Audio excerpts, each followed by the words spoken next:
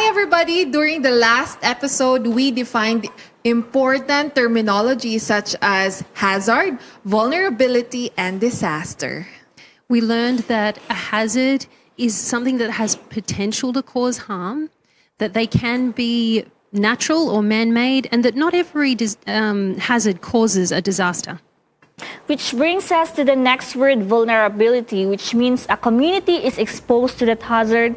And when these factors come in place, there is a loss of life, damage to property, and the ecosystem, which is known as a disaster. You may also remember that we said a church can take just 4 steps in being disaster prepared. Now, today we are going to cover 2 topics. They are my church and my community. And let me try this, Chantal, because I'm going to do this first time. So, in order to view these interesting topics, we request you to be tuned in here on ADRA TV.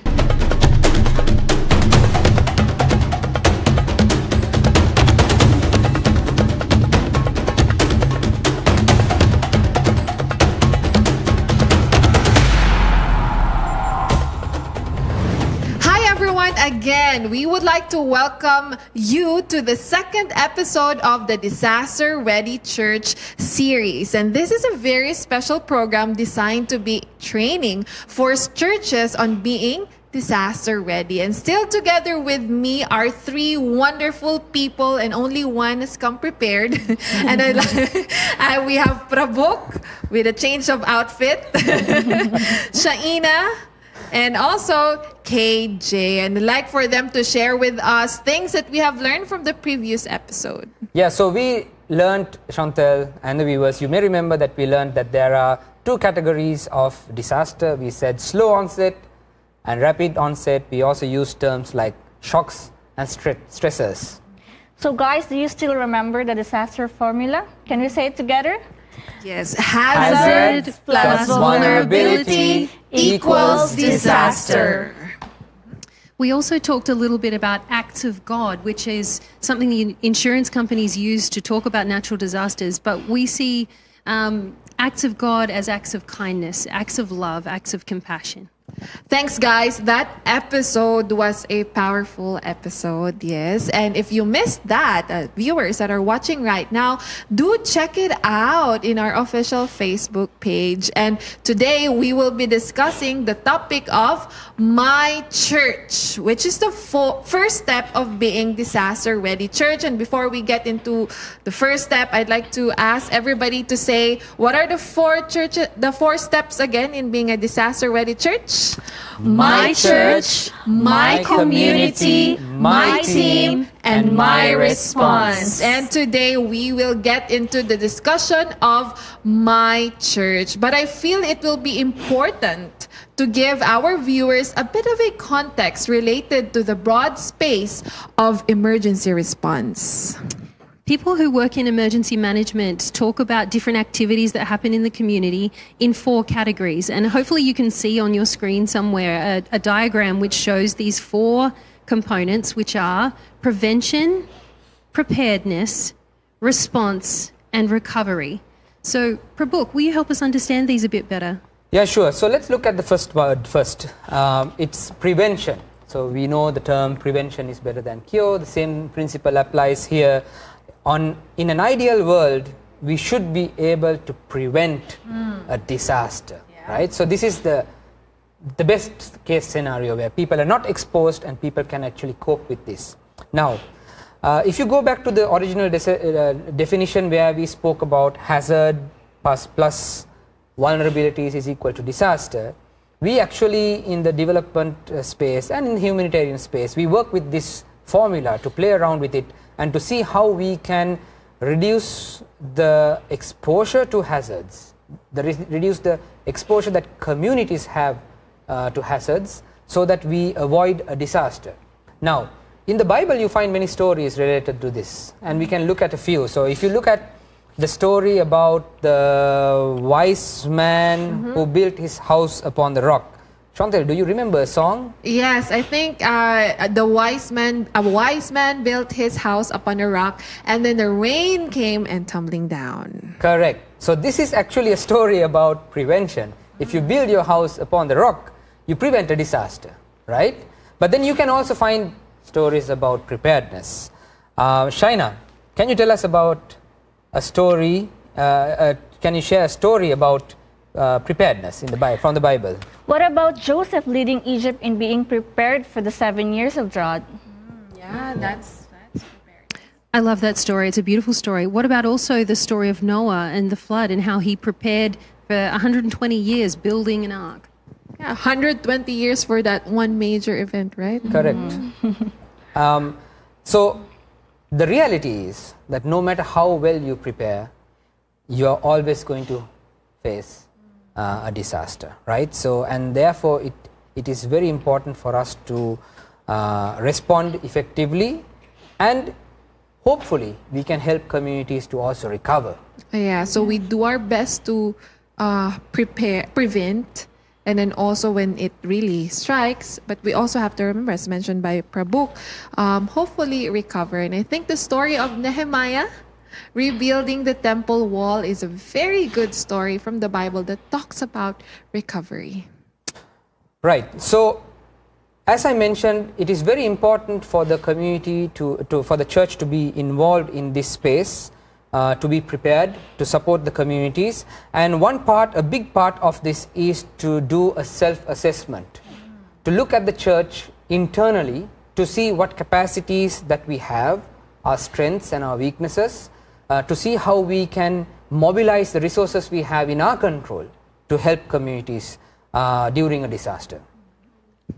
And if we want to mobilize church resources, then we really need firstly to get the approval of our church board, our church leaders, the people who are appointed to make decisions on behalf of the whole church. It's important to build consensus with the whole group, because a team that works better before the disaster will work better in the disaster. And you can achieve so much more if you're on the journey together with the whole church. So yeah, there's multiple reasons why it's important to get that approval of the church leaders. They've often been appointed because they have leadership skills, which could be really valuable in the event of a disaster. And we're going to talk about the type of team that would be ideal to have, to lead in the disaster. That's coming up later, so stay tuned for following episodes on that. In the Australian context, it's important to get that approval in writing and in the minutes of meetings so that you're covered by insurance as volunteers. But mainly just to have everyone on the same page, because it's not an individual endeavour. To be an individual hero in a disaster won't do much. It's a team sport, right? We all need each other. Do you think there are other benefits of actually getting this church board approval?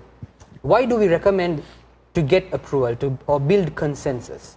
You mentioned that these leaders the faith leaders have leadership qualities that can be useful in a response.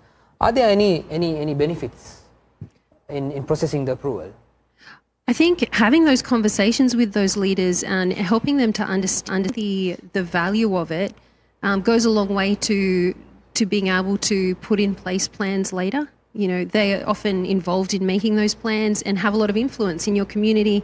And so if you're going to get a large number of people on board, then maybe you need to go through those conversations and address some of their potential concerns. Like they might be looking at it going, oh no, this is going to take too much time. How can we, afford this time to be prepared? But then, it's so important to invest time. But it may not take as everyone. It might need a few people. In a certain area, we often recommend that the church board approve a smaller subcommittee. Sometimes we call them an emergency management committee. It might be between 2 to 6 people who have the church board's approval to make decisions in a hurry, because as we know from last episode, some disasters are rapid onset. You don't have time necessarily to wait for the next board meeting, which is a month later, to get decisions on whether you're going to mobilise. So it's really helpful in a practical way for the church board to have approved those individuals ahead of time so they can act quickly.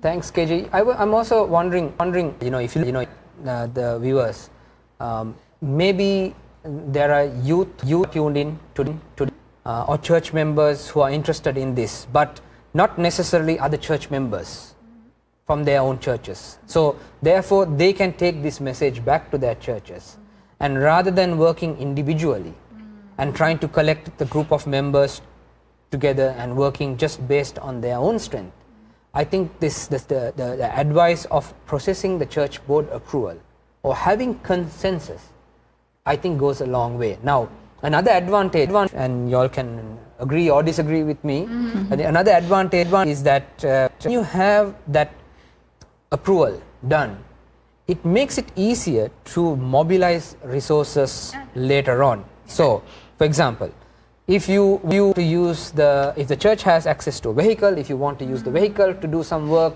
if you want to take some time during Sabbath school or allocate some youth meetings to discuss about it, it becomes much easier because it is an approved program.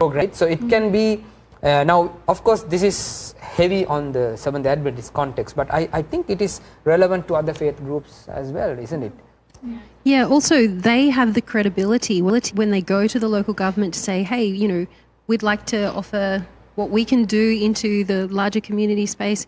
It's those that have the credibility. If someone who's not a leader tries to go and make that relationship, it might not be so easy. Yeah.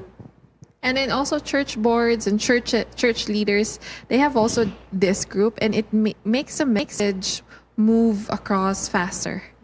Especially if we want, because disaster ready church is not just about, yes, it's about doing and being active, but it has to, it's a message also wherein, or we educate people and all in this stuff. But if we get church leaders to get into the same boat, like imagine it, they can influence other church leaders as well, and it makes the message move across faster. Just like here in the Philippines, I would just like to highlight, we have a very beautiful experience or relationship with our ACS, the ACS organization, or the Adventist Community Services. And like when we started the Disaster Ready Church, it moved faster, and not just like one island, but like the whole Philippine setup, a national program. So at the Disaster Ready Church training of trainers, it was the ACS directors that we trained because they are the ones mainly present in the communities also. So at the end of the day, we have our limitations, but churches, they have also, you know, powerful, they already have this and that, and it makes it faster. I just want to second what Chantal said, because Chantal, together with me and Shaina and Carl, who sadly couldn't be here for these episodes, he's somewhere in the north working on a project. We worked with these TOTs at the 3 unions, and the attendees were exclusively actually ACS representatives. So this is something very unique, Chantal, that you have in the Philippines, and you need to cherish it. And I really hope that it can be replicated in other countries where ADRA and the church exists, where ADRA together with ACS could actually prepare and work together and make us a more effective organization altogether, right? So now, I'm also just going back a little bit in terms of processing these symbols. KJ, I think there's also implications related to insurances and things like that, you know. So if at all the church mobilizes volunteers, they'll be covered by insurance if it's an approved program. Am I correct?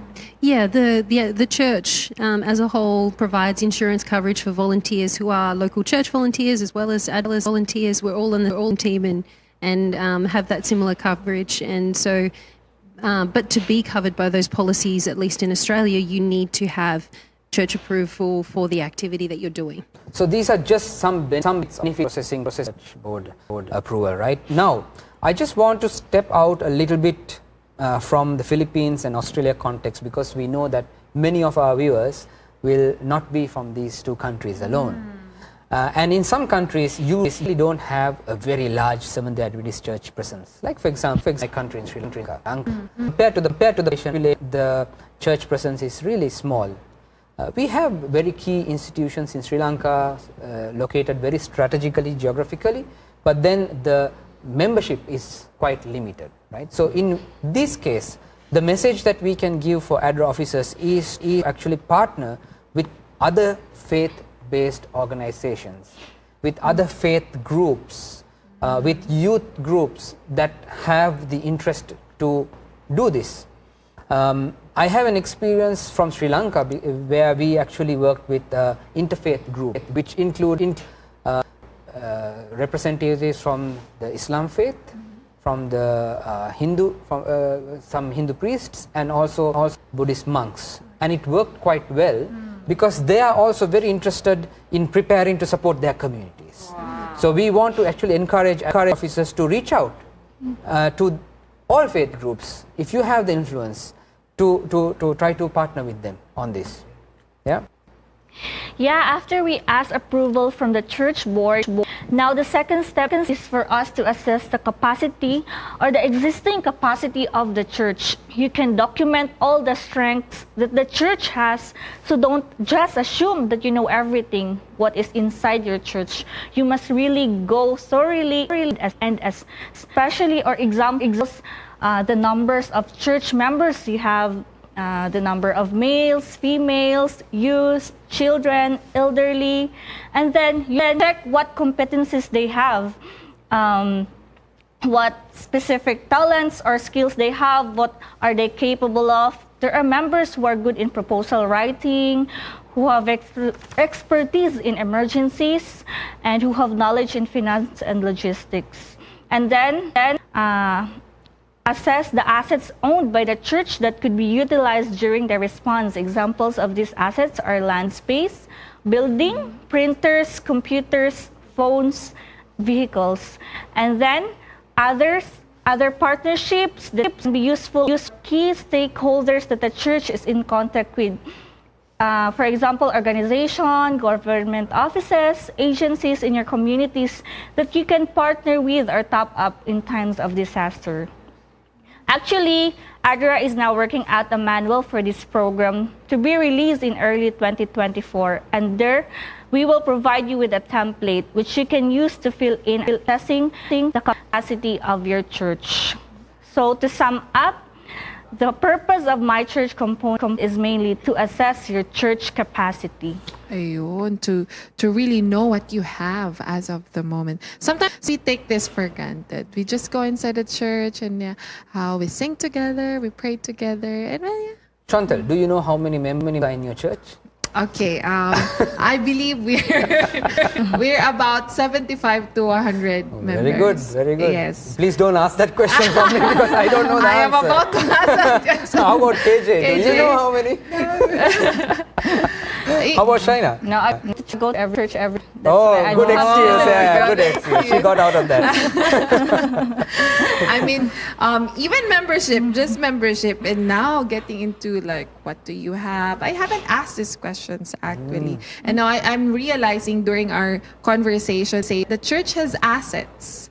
Yeah, I just figure we have rice cookers, we have machines, we have this and that that is owned by the church. That is not just owned by one person. I believe this is very useful information, but Shaina, can you please further explain how this information can be used? Sure. For example, if a church has a large land area which is generally not flooded during the rainy season, this space can be utilized as an evacuation center during a disaster. We could put up tents or temporary shelter for 100 brothers and sisters from the community so that they are safe during a disaster. And if this is the case, then the church can maybe to structure the land a bit better for future use. Maybe they can put up or build more toilets in the area also. Yeah, knowing what you have, what capacity you have as a church is really important. So that you can know what you have to offer, and also so that you can be realistic and make choices about what you won't do. That's important.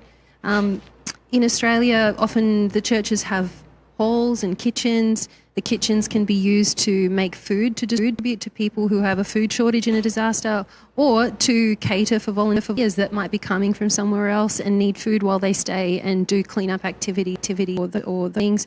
There's a lot. And sometimes you don't even think that your skill might be relevant in a disaster, but it is. There are so many skills that you don't think about that are relevant. We have one church in South New South Wales that runs a beautiful ministry in the recovery phase. So thinking about that cycle that we talked about, churches can be involved not only in the immediate response afterwards, but also in that longer-term recovery and prevention and preparedness. But in the recovery phase, they have a sewing group, and they call it Sparks of Love, and people that have been impacted by bushfires in that area can come and spend time sewing blankets to give to others who might be in need. And they talk together and, share their experiences, and it's just such a beautiful thing. So someone sewing is important, to have people that have skills in child care are also really valuable. We have Sabbath school rooms. Sorry, were you going to say something? No. We have rooms and spaces and people that can look after children. And often in a disaster situation, there are parents who would love to go and volunteer and help. They really have that same heart of service, but they have a responsibility to look after small children. And so if we can, as a church, use our skills in entertaining children with games and, snacks and things at the church, then those people can be mobilized to help, or, parents that have been impacted can also go and use a bit of time to do their insurance claim to fix up the fence that they needed to at their room or whatever it is. And it's the little things that make such a difference. Yeah, I think what I was trying to say earlier, Jay, is that a lot of the things that churches could do does not actually require finances, or maybe I can say does not require a lot of finances, right? So just the simple example that Shaina gave, just opening up your, if you have a large land, just opening up your doors to accept people during a time of disasters would be enough, Yes, and I remember that quotation, like, I always hear it in sermons, like, the best ability is your availability. Yeah. Wow, And I okay. believe that really hits the point, that it doesn't have to be always money, but being available. So yes, everybody that's watching, just imagine what our church should do. Imagine this image of our churches being able there and be present in the community when this happens. I mean, personally, like, not just one church, but churches all over the Philippines, in Australia, Sri Lanka, or over the world. I cannot imagine the impact also that we can do, and being a blessing in the communities. But I have one question per book before we get into, like, you were trying to speak to young people a while ago. Have you experienced doing activities with young people, just to know what do I have? Like this, what can I give? So like Shaina said, there will be a manual out early 2024, which will have specific tools that you can use to assess your capacity. However, you can still be creative. And I can give you an example, something that we did Lanka years ago. We asked the youth to sit in one circle, and we gave everyone a piece of paper and a pen. And we asked them to write their name on top and write one skill or one talent that they had. And then we asked them to pass the paper to the right. And someone else would write another skill or talent that they saw in that person, right?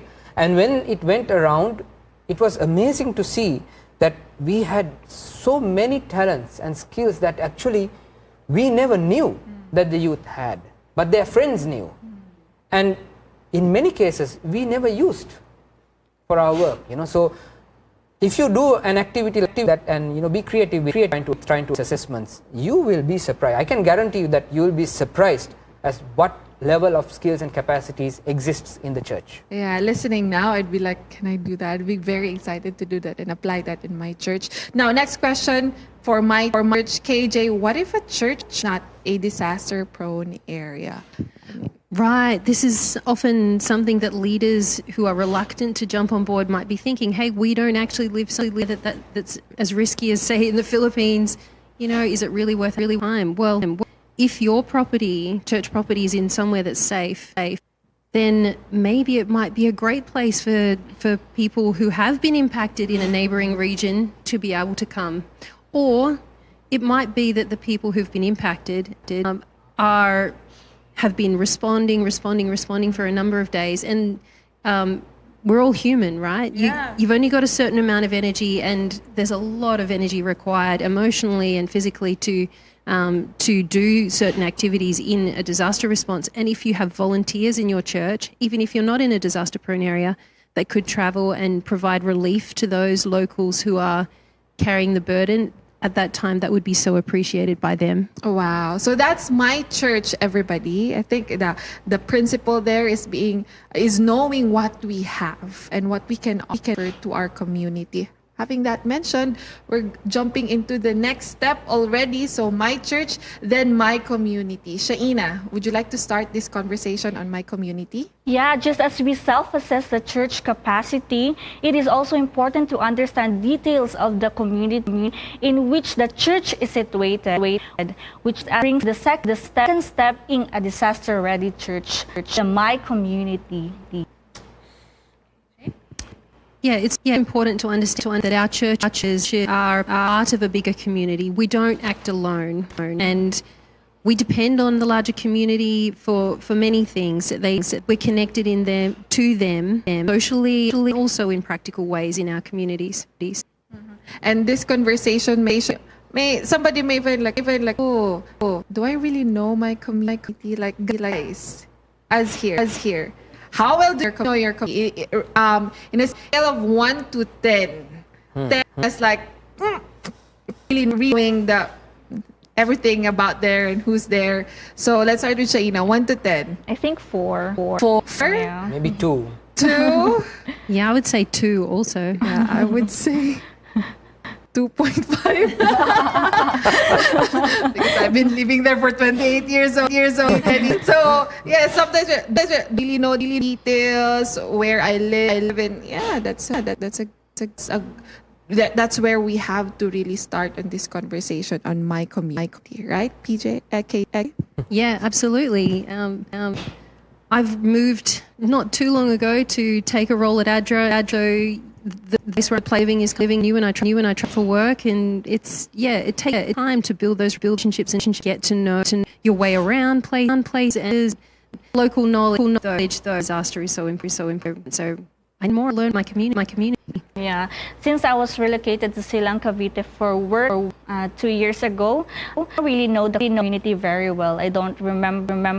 I don't know my neighborhood, just the basic I usually go, like markets, grocery stores, and the road going to ADRA office and going back to my apartment. It could be true for even a church, not just us guys. So if ask a church 1 to 10, how well do you know the unique community that you in? Sometimes we've been existing there as a church in that community for many years. The members may not really know the community around them. So how do we solve this problem? Good question. The best approach is to go from macro to micro. Oh, macro to micro. What?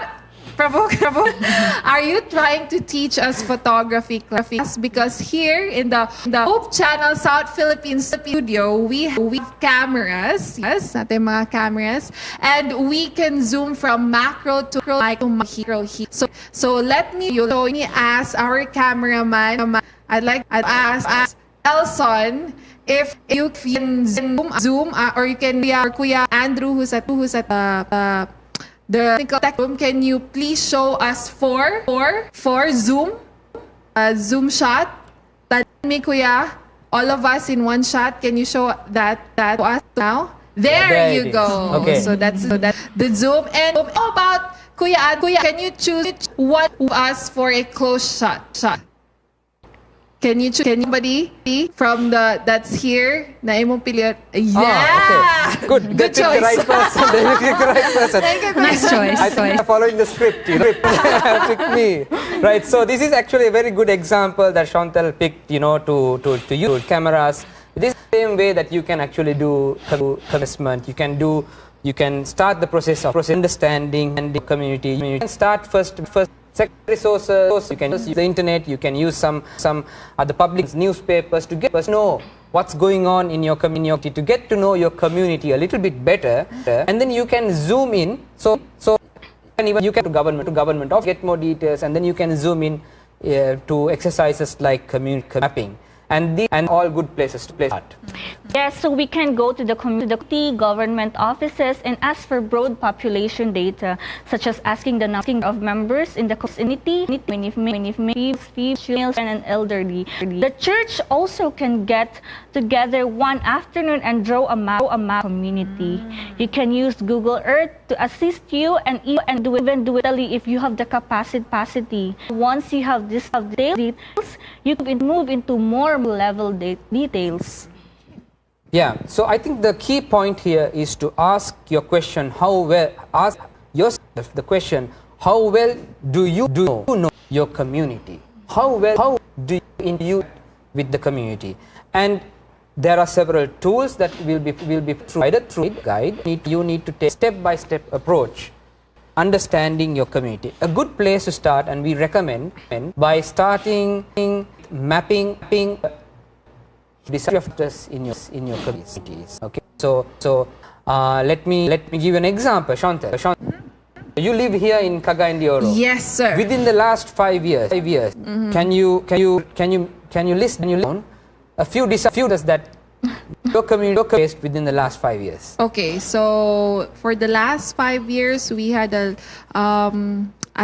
it was not really a typhoon. It was more of a low pressure area that went on. So it was in Barangay Bugo.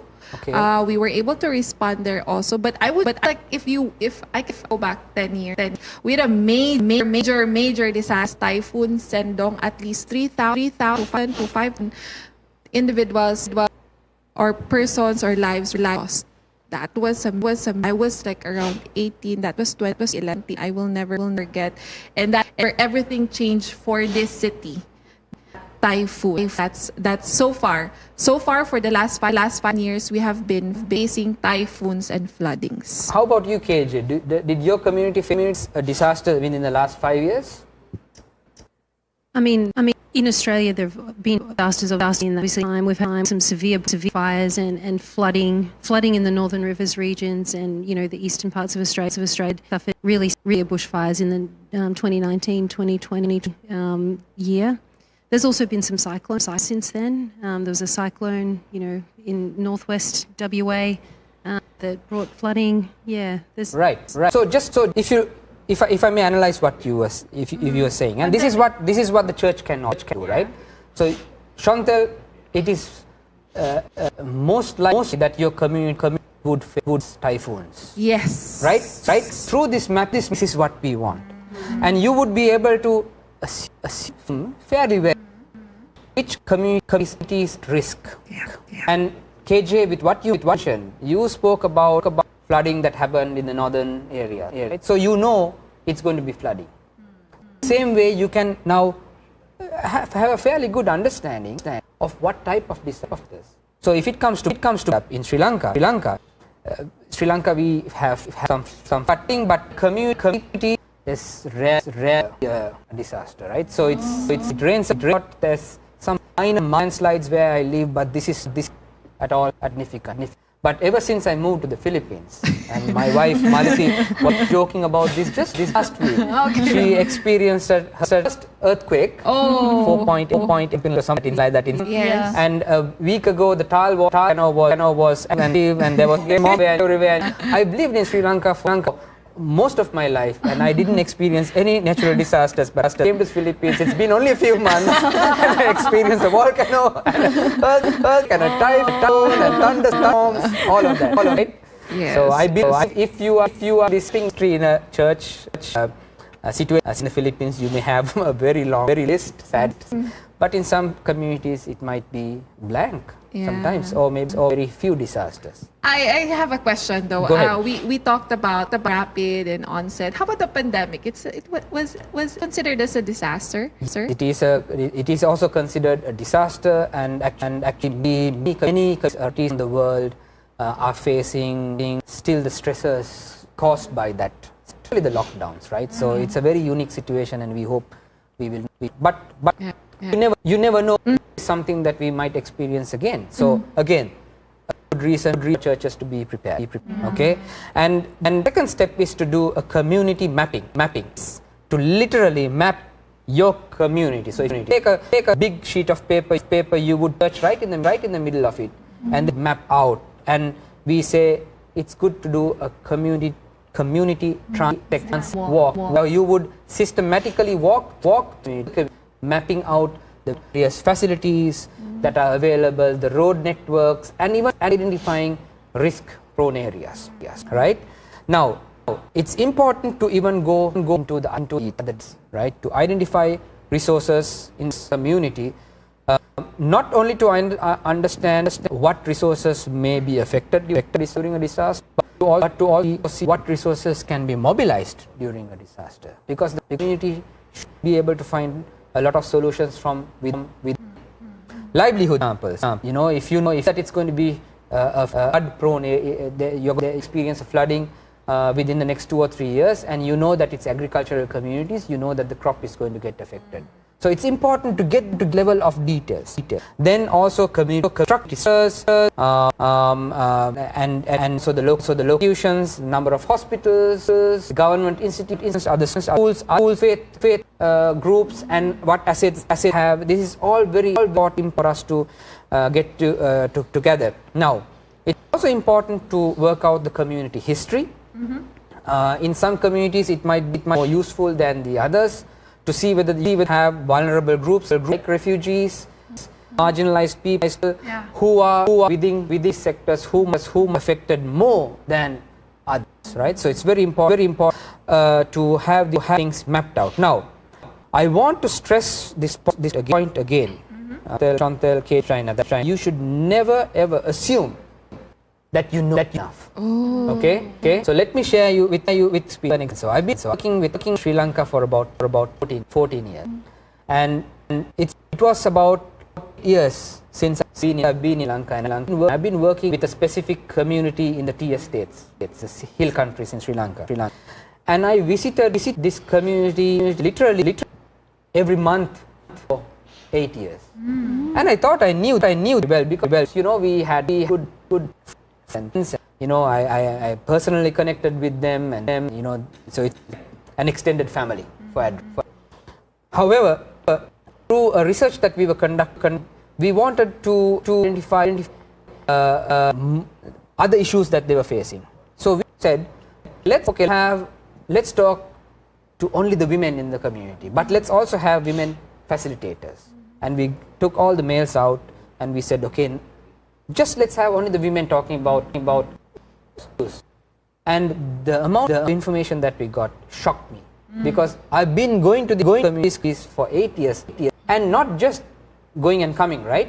Conducting assessments, interacting with them systematically on a project. But there were issues that were underground that we never heard about, and only when the women speak. The same way, if with the children, you might get it. So first, you should never ever assume that you know the community well enough. You need to do that very systematically. The second one is to gather information systematically. The tools that we will provide. Be creative. You can also look online, but try to have a database of these. The most important thing is to try to solutions from within the community. Try to find out whether you can connect with other groups, other sources that could you resources during a time of disasters. I have done this many times, and community mapping becomes very interesting since you start to identify issues that exist that you never thought of. For example, during my internship, we were mapping a community and suddenly realized that some of the latrines were too close to the water wheels. This is a huge risk factor. We also realized several other hazards. Yeah, we find too when we do community analysis in our workshop in Australia that often things come up we weren't expecting, and gives us an insight into the need might, and also who else is in the community doing what, so that we don't duplicate our efforts, and we can complement the other people and partner with other groups in unity better. Yes, and through these activities, I believe our church will be really closer to our community. And wow, these are practical ways to help and to get to know our communities, right? The next question is, that was a lot of information, sir. So the next question, do we have a template that can be used for this? So there are templates that we will provide. Of course, if you get with the ADRA office in your country, they will have a lot of these templates. They might even have assessments relevant to your communities. But there will also be a set of templates that through the manual, which will be released early 2024. Yes. And here in the Philippines, our churches would be like, oh, what do we have to do? Or, oh, we don't have anything to do anymore. I think with this city church program, especially on the second my community, we have a lot of thing to do, and a lot of interacting back with our community. So let's recap again. We now have my church and my community covered. Congratulations, guys. So who wants to reveal what we will do in the next episode? I believe we need to discuss my team and my response. Exactly. So our upcoming episode will be on my team, and we're going to focus on how to organize a leadership team to can pull together the strengths of the capacity that the church has and implement action to really communicate. And we'll also talk about code of conduct, because whenever you're helping people who are vulnerable, there's a chance that people can get taken advantage of, and we be those people, right? We want to hold ourselves to a high standard. So we're going to talk about how we act in the community when we're doing this kind of work. Yes, our discussion is getting more interesting, and yes, it's like our viewers like, oh, we have a lot to actually believe. That's why we have mentioned in the previous episode, this is actually a journey, a process, where being a disaster-ready church, the church has not have overnight, and we have a lot to learn and unlearn also. So before we go to our episode, any ways or just would like to our viewers and like to our discussion this afternoon. So let me go first, Shant, on this, because if I wait for Kate, Jay, and Shaina to go, they might steal what I was going to say, right? So I don't want what happened last time. Okay, so this is not going. Something that I would like to leave behind this episode is that once you do this self-assessment for the church and do the mapping, please don't wait to work with the communities until a disaster strikes, right? You will find very interesting opportunities to work with community outside of this framework, and hopefully one of the best outcomes we can get of this, where the churches know their communities, know what the needs, know the vulnerable groups, and start working with them on a routine basis, not only to prepare for a disaster, but to help them overall. Yeah, I really like the words that Sean told us a while ago. The best ability is your availability. So make your church available to this kind of program from the Disaster Ready Church, so that we can respond and help our communities in time of disaster. Yeah.